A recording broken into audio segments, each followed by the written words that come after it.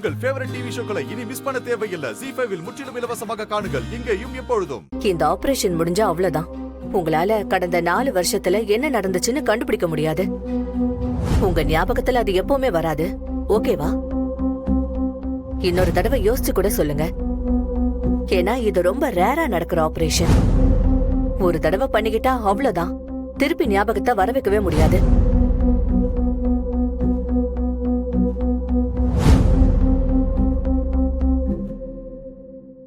இப்ப நீங்க வேணான்னு சொன்னாலும் கேன்சல் பண்ணிக்கலாம்.